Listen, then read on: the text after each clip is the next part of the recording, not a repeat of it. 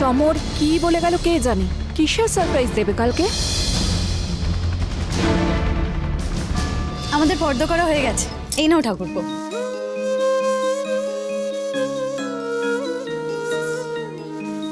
সবাই কত গয়না পড়েছিল, আর তুমি আমাকে কিরকম করছিলে? ধি, গুবলু, তোমরা তো বাংলার সব থেকে বড় বিয়ে বাড়ির নেমন্তন্ন খেয়ে এলে। কেমন মজা হলো? দারুণ দারুণ।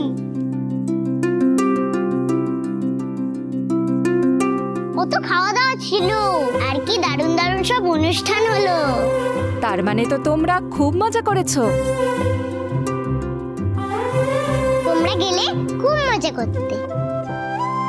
অনেক হয়েছে, যাও এবার চেঞ্জ করে নাও। ফর্দটা দেখি। কালকে মহাশিবরাত্রি না? ও মা, হ্যাঁ তাই তো। এই শোনো না, তুমি সব জোগাড় টোগাড় করে রেখো। হ্যাঁ, আমার ভোলে বাবার কাছে মানত করা আছে। ওই ধি গুবলু মামিকে যখন পাওয়া যাচ্ছিল না, তখনই আমি ঠিক করেছিলাম যে এইবারে আমি 4 প্রহর নির্জলা উপোস করব। কাল উপোস? কিছু খাওয়া যাবে না গো মা? আরে তুই কেন উপোস করবি? শিবরাত্রির দিনে শুধু মেয়েরাই উপোস করে। তুই তো ছেলে, তুই কেন উপোস করবি? তুই সব কিছু খেতে পারবি রে গুবলু। আমি না তোর অ্যাসিস্ট্যান্ট, তুই না খেলে আমিও খাবো না। উফ, তোরা এমন সব পাকা পাকা কথা বলিস না। তোরা তো ছোট, তোদেরকে ওইসব উপোস টুপোস করতে হবে না। আমরা বড়রা করলেই হবে, বুঝলি? হ্যাঁ হ্যাঁ, আমি যাই বাবা, সব গোছগাছ করতে হবে সকালবেলা। না না, তোমায় একা একা কিচ্ছু করতে হবে না। কালকে সকালে আমি তো বাড়িতে আছি।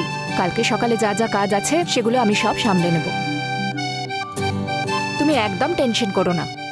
শঙ্কর, ঠিকই নিয়ে এসো, চেঞ্জ করে দিই। গুবলু বাবু, যাও চেঞ্জ করে নাও। মামা, তুমি ওখানে ওভাবে বসে আছো কেন গো? তুমি ঘরে যাও না, তোমার রাতের খাবারটা বেড়ে তোমায় আমি ডাকছি। আর খাবার, আমার খাবার কোনো ইচ্ছেই নেই গো। আমাদের মামি এই শিবরাত্রির দিনে কত কিছু জোগাড় যন্ত্র করত। সেই মানুষটা যে কোথায় গেল, কোনো খোঁজই নেই।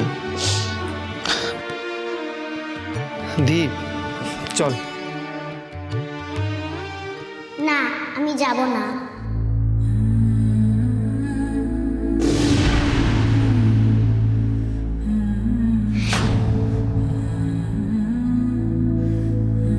তোমরা যাও, আমি একটু পরে যাব।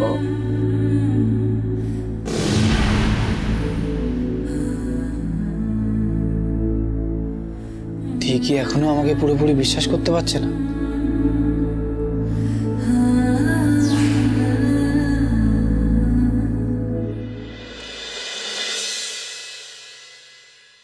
কেউ আমার ধরতে পারে না, পারে না।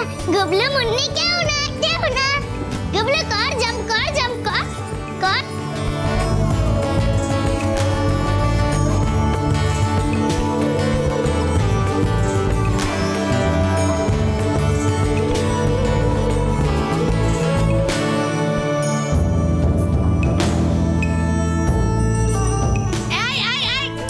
ছোটাছুটি করতে গিয়ে ঠাকুরের থালায় পা লেগে যাবে তো। গুবলু আমার ধরতে পারে না, কি করি? মর হবে তোমার, দাঁড়া। আচ্ছা শিউলি, সবার জন্য আলাদা আলাদা থালায় 5টা করে গোটা ফল সাজাও।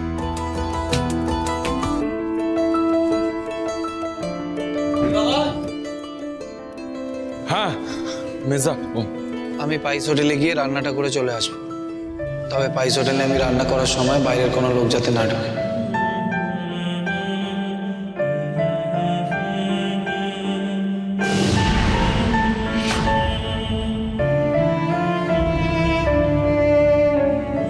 কেন রে মেজা? না, আমি বাইরের কারোর মুখোমুখি হতে চাই।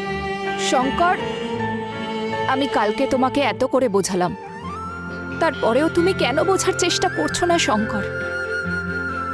আদালতে তো প্রমাণ হয়ে গেছে যে তুমি নির্দোষ। মেয়েগুলো তোমার নামে মিথ্যে অপবাদ দিয়েছে, তার থেকে বড় আর কি হতে পারে? তারপরেও তোমার মধ্যে এই সংকোচটা কেন আছে? তুমি কতদিন এভাবে নিজেকে লুকিয়ে রাখবে? আমি জানি ঐশানী যে তোমার কথাটাই ঠিক, কিন্তু তোমার কথা মতন আমি কাজটা করতে পারছি না। আমি মনে সেই জোরটা পারছি না ঐশানী। এটা তো কোনো সলিউশন হতে পারে না শঙ্কর।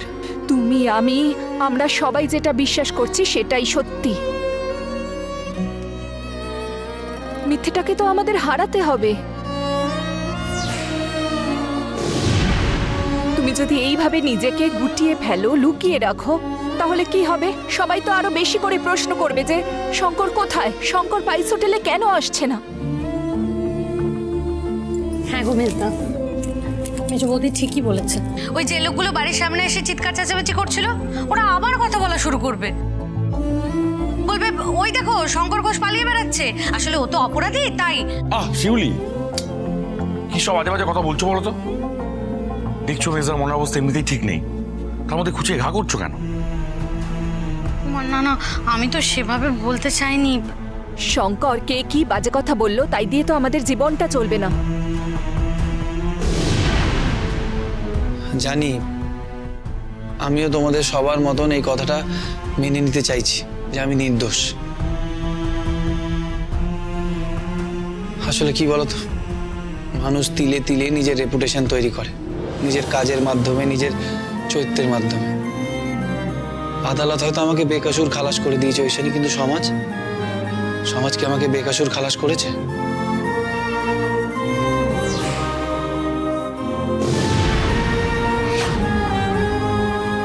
আমার চরিত্রে যে কালির দাগটা লেগেছিল সেটা তো শুধু আমার মুখে লাগেনি ঐশানী, লোকের চোখেও শঙ্কর ঘোষ দাগি হয়ে গেছে।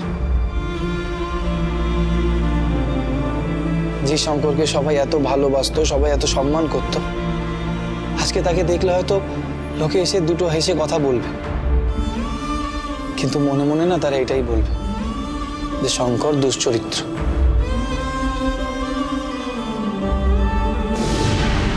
মানুষ এরমই হয়। তাই আমি রিকোয়েস্ট করব যে এই ব্যাপারটা আমাকে আমার মতন বুঝে নিতে দাও তোমরা।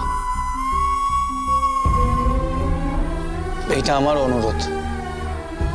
একদিন হয়তো আমি আবার আমার মনের জোর ফিরে পাবো, হয়তো আবার সবার সামনে মুখ তুলে দাঁড়াতে পারবো, কিন্তু বিশ্বাস করো তোমরা কেউ আমার মনের পরিস্থিতিটা বুঝতে পারছো না। তোমরা কেউ আমার জায়গায় নও, আর ভগবান না করুক যে তোমাদের কাউকে কোনোদিনও আমার এই জায়গায় আসতে হতে। চরিত্রে মিথ্যে দাগের যন্ত্রণা বয়ে বেড়ানো যে কি অসহ্য, সেটা নিজে ভুক্তভোগী না হলে কেউ বুঝতে পারবে না।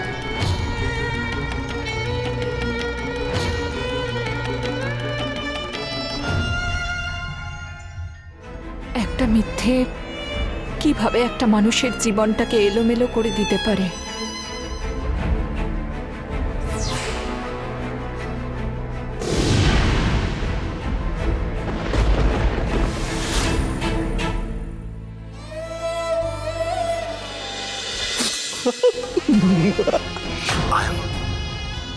Always at your service Mitu. তুমি শুধু হুকুম করো, শুধু হুকুম করো, আর আমি হুকুম তামিল করব। এই বাজে কথা রাখো তো। শোনো, আমি ম্যানেজ করে হরগৌরী পাইস হোটেলে থাকবো, বুঝেছো? তোমাকে আমি মিসড কল মারবো, তুমি সাথে সাথেই